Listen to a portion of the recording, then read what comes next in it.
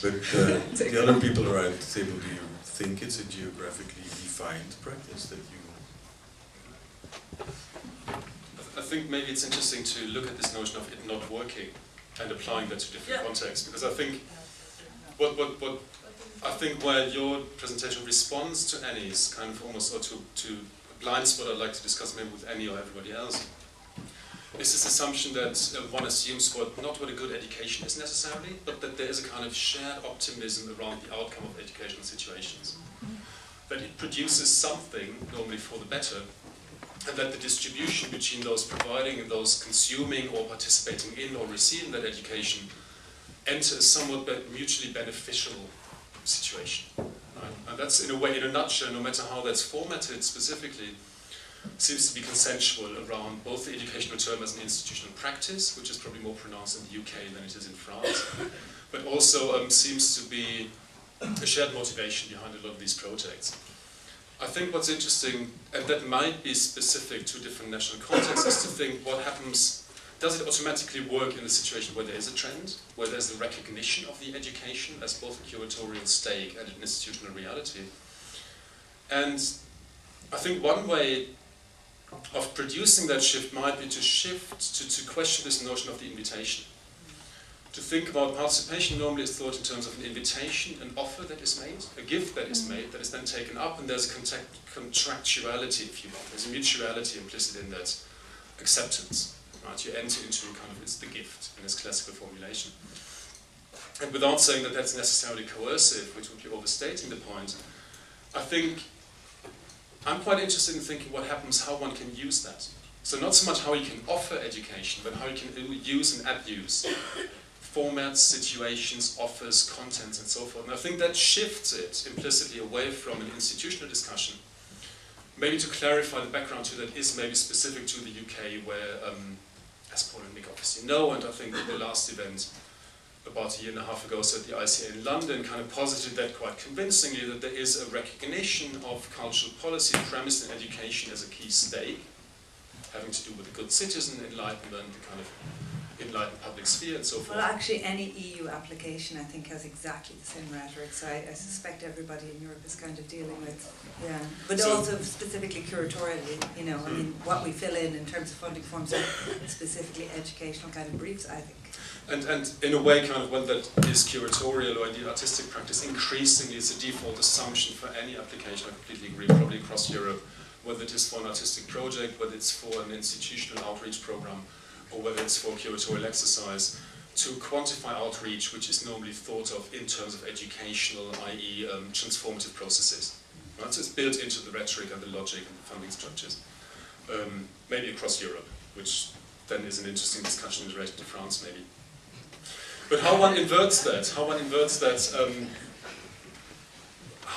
because I'm not sure that the most useful outcomes of education are those projected in learning outcomes.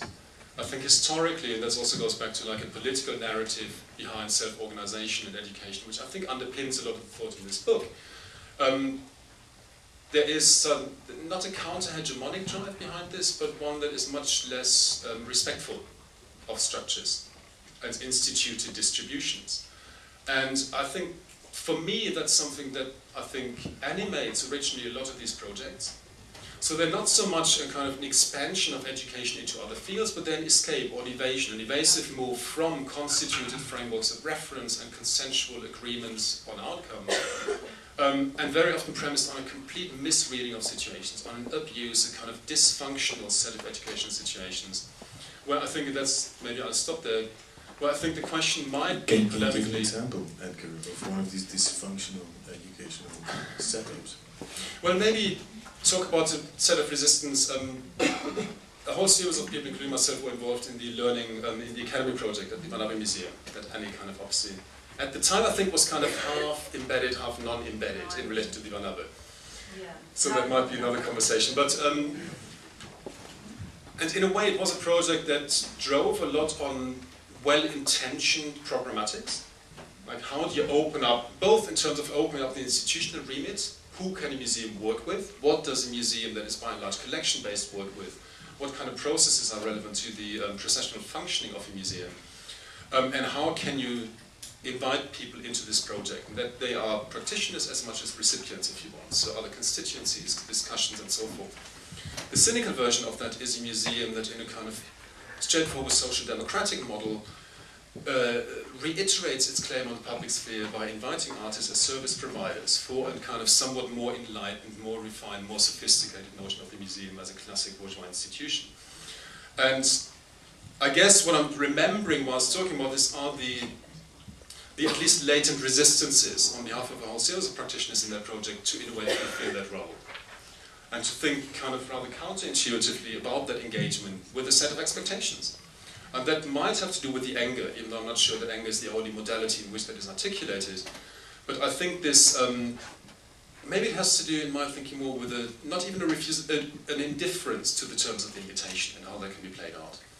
And I think that only works if you shift the terms from the notion of participation and granting access towards the notion of self-empowered usage of situations. How much do you think that that situation also was kind of problematized by the notion of display?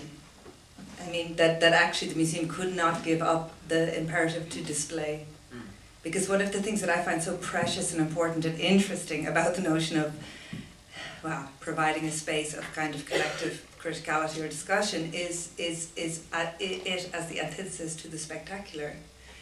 And the danger of it always, I think, in its most productive form, is that it's precarious. And so how does one protect a space like that? That's maybe two questions, but I mean, I can kind of ask it a bit openly about the Academy project, because I simply was not that involved in it, but very much there and interested in its outcomes and its angers and its criticality. But for me, what was really tricky, the tricky nexus or the tricky problematic, is to somehow insist on a kind of moment of display. How does one protect and make robust this kind of feeling beyond linguistics and visually in a museum? And I'm not sure this project did that well. I think this question, I'd almost like to kind of like continue that question, or kind of enlarge it by even challenging the notion of the spectacle and display. If you introduce into this, like, say, what Rancière puts forward as a notion of emancipation, in a way it becomes very difficult to think productively about the relationship between frameworks and outcomes. And I think for me that is one of the unspoken challenges in relation to this notion of the educational, that it's premised on what Rancière would call a distribution. That is privileging one side and kind of, in a way, embedded in a series of hierarchies that are unchallenged in the process. And I'm curious, simply curious, kind of in one way not practice, but in another way for this panel, as to how one can introduce that into the discussion. You know, which is a different notion of autonomy. I think Mick brought in the notion of autonomy and some of the political background to this from, I don't know, like operaismo in Italy through something like Godard's Tout va bien, kind of in a way, which are reference points, implicit reference points for a whole series of nuclear cultural politics in the early 2000s, I think had a much less scripted reality than we retrospectively accord to them. And I think that's a space that's maybe useful to at least bring up a foreground in this discussion, even though, or precisely because it cannot be clarified or scripted in relation to these procedures.